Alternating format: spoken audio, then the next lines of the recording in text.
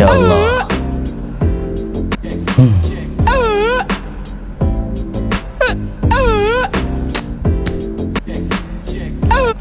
Lihat sendiri kalian tingkah beliau ya. Kalau tidak ada teguran, tidak ada pembahasan, tidak ada viral, maka kelakuan-kelakuan semacam ini akan terus dan terus dilakukan. Seolah-olah menganggap dirinya itu spesial bagi gadis-gadis, ibu-ibu, anak-anak perempuan, anak kecil.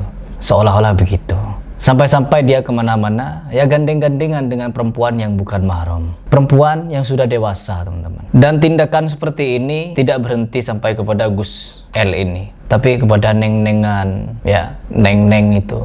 Neng 1, neng 2, neng 3, banyak sekali. Nasi uduk, ikan tongkol, meripate ngantuk, cekelan kunci.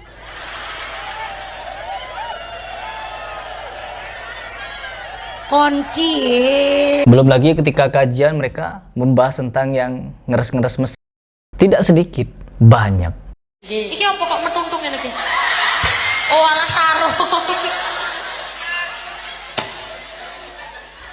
Astagfirullah, ngapunten. Mboten. Maksudnya kok mboten saya nanya. Dan kajian yang mereka bahas adalah dari kitab Fathul Izhar, yang dimana dulu pernah saya bahas isi dari kitabnya tentang hurufat. Malam setu suami istri nggak boleh melakukan ikut tanggane Fathul Izhar. Nek sampai tetap diterjang suami istri malam minggu, malam ahad kok melakukan lahir jadi anak, biasane bocah nyolongan. Tidak boleh melakukan hubungan suami istri pada malam Sabtu, malam Minggu katanya. Karena kalau sampai dilakukan Sabtu Minggu, anaknya bisa lahir menjadi seorang pencuri.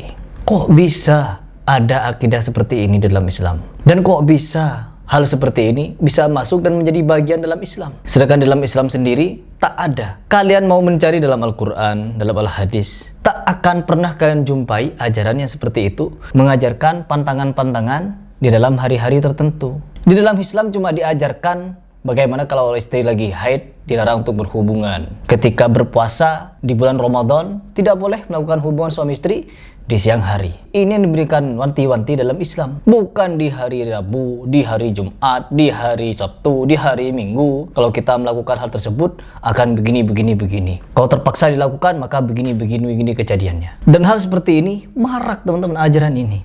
Innalillahi wa inna ilaihi raji'un. Dan sekarang kita kembali lagi kepada pembahasan Gus L yang beberapa hari ini sudah berbagai macam cara dia klarifikasi. Klarifikasi tunggal sampai di kerubun laler ada. Saya Muhammad Ilham Yahya Al-Maliki secara pribadi memohon maaf yang sebesar-besarnya kepada seluruh masyarakat atas beredarnya video yang menimbulkan kegaduhan. Klarifikasi sedih sampai pucat ada. Saya mengakui hal tersebut sebagai kekhilafan pribadi. Klarifikasi berjemaah ada teman-teman.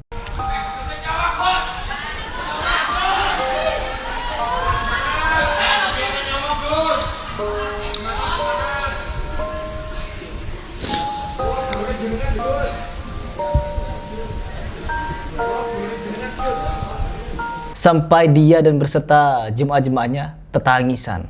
Berbagai macam cara untuk membuat dirinya masih berada di jalan sesuai yang dia maulah, tidak kehilangan jemaah.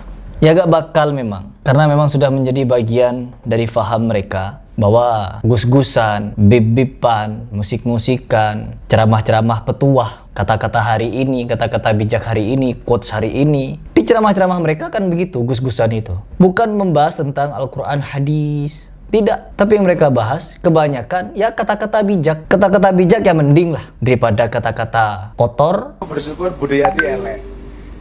Mila jadi sinden. Layu jadi lonte tadi. Kata-kata jorok. Kembang kantil. Zaidan rabi tiring bedil. Ono celeret tiba jundil. Aku kaget cekelan kini. Kata-kata kata-kata ngeres. Suarane enaknya kayak ngomong. Apa meneh disahane iya. Kata-kata apa lagi? Kurang apa lagi? Ketika adanya sanksi sosial seperti ini, Jemaahnya bagaimana? Apakah sadar? Tidak. Dan baru-baru ini teman-teman, kasus Gus Elham ini tak berhenti sampai pada sanksi sosial. KPAI mau turun tangan sampai-sampai memberikan wacana untuk melaporkan Gus L ini kepada pihak yang berwajib. Ya bagus, saya support kalau seperti itu. Karena apa? Sudah mencederai marwah Islam. Orang-orang di luar Islam akan menyaksikan, akan melihat, kok Islam seperti ini ceramah-ceramahnya. Seru juga dalam Islam kalau begini. Boleh ngeres-ngeresan di saat kajian agama. Dan berbagai macam pihak juga angkat suara teman-teman, memberikan pembelaan kepada Gus ini. KPAI ingin menindak tegas. Ya, Miftahul Ahyar juga ingin menindak tegas. Apa katanya? Polisi harus jemput bola. Artinya apa ya, jemput si Gus L ini, dikutuk keras. Dan satu hal lagi, ada Gus yang menjadi komisaris tambang nikel, yaitu Gus Fahrul Razi.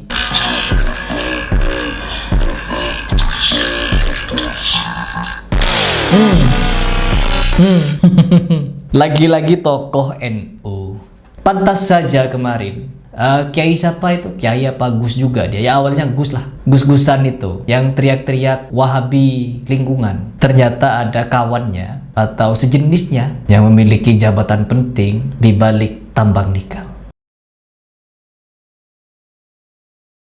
Juga memberikan jawaban, tanggapan bahwa tindakan Gus L ini tidak dibenarkan di dalam mata agama. Bahkan cenderung mencederai marwah Islam, karena Islam tidak mengajarkan begitu cara untuk gemes-gemes kepada anak kecil. Dan hal yang paling memilukan lagi, di bagian ini Gus Fahrul Razi ini seolah-olah ngerti, paling paham dengan tata cara beragama, padahal dirinya merusak lingkungan alam. Dengan cara apa? Ya jadi salah satu komisaris tambang nikel. Pantas saja kemarin beberapa tokoh NU ketika dibahas masalah kerusakan alam lingkungan langsung dijuluki Wahabi lingkungan. Karena orang yang peduli kepada lingkungan dijuluki Wahabi. Orang yang peduli kepada agama Islam dijuluki Wahabi.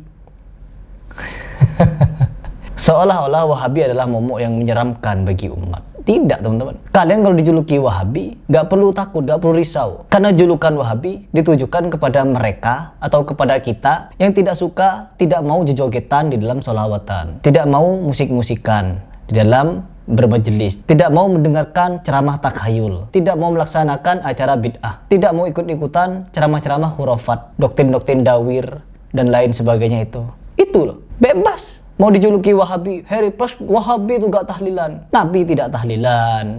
Ketika Khadijah meninggal, tidak ada tahlilan 7 hari, 40, 100 ribu, gak ada. Tidak maulidan, sama. Rasul tidak maulidan. Keempat imam mazhab gak ada yang maulidan. Apa Isra Mi'raj? Apalagi narasi-narasi Wahabi ini ditujukan kepada mereka yang anti kepada takhayul, bid'ah dan khurafat. Begitu, jadi gak usah khawatir. Meskipun dijuluki Wahabi ya silahkan. Dan yang paling unik lagi teman-teman, balik lagi kepada pembahasan Gus L. Meskipun ada berbagai macam pihak memberikan kecaman, Miftahul Ahyar, Fahrul Razi, KPAI, sekarang ada beberapa tokoh di PBNU seperti Yahya Khalil Saquf, terus beberapa petinggi PBNU juga memberikan pembelaan. Kita gak bisa menegur atau mensanksi Elham Yahya ini, gak bisa katanya. Dan bahkan ada yang memberikan ungkapan bahwa Gus L ini hanya memberikan ungkapan kasih sayang kepada anak kecil. Tindakannya itu kasih sayang kepada anak kecil katanya. Ya Allah. Aduh, miris. Sungguh-sungguh miris teman-teman. Jadi memang akan selalu ada teman-teman, dan gak bakal kelar. Karena di antara mereka ini, entah gus-gusannya, bebepannya, gak pernah putus-putus. Buktinya yang baru-baru ini, kasusnya Habib Bahar. Gak pernah putus-putus mereka ini dilanda permasalahan. Karena apa? Ya ulah tangan mereka sendiri. Kan merasa mereka paling sampai ilmunya, nasabnya, terus ahlaknya, apalagi. Pokoknya nyanya-nyanya ini mereka kan paling sampai kepada Rasul SAW. Tetapi penuh dengan kebobrokan. Apakah iya Rasul SAW penuh dengan kebobrokan seperti yang kita saksikan sekarang? Mengaku si paling ahlus sunnah wal jamaah. Tapi banyak sekali kasus pencurian di pondok-pondok pesantren mereka, tembus nasab keilmuannya. Kalau begitu kalian bisa menjawab sebenarnya, cuman karena mereka sudah menjadi mayoritas, merasa mayoritas. Saya dulu juga mayoritas sebelum saya sadar dengan doktrin bobrok dari oknum-oknum Gus, Kiai, Habib. Sama, saya juga merasa di mayoritas, Wahabi minoritas. Tapi ketika kita mengkaji dengan benar teman-teman, mereka lah yang sebenarnya bobrok, tapi merasa diri mereka paling benar, paling sampai kepada Rasulullah SAW. Kebobrokan mereka sampai kepada Rasulullah SAW kalau begitu.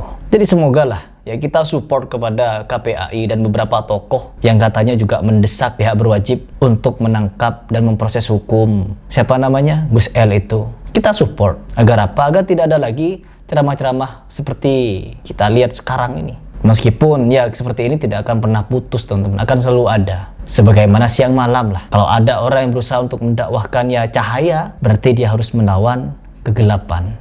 Akan selalu ada. Jadi saya tidak akan pernah berhenti untuk mengajak umat terus berpikir waras dan cerdas. Begitu dari saya.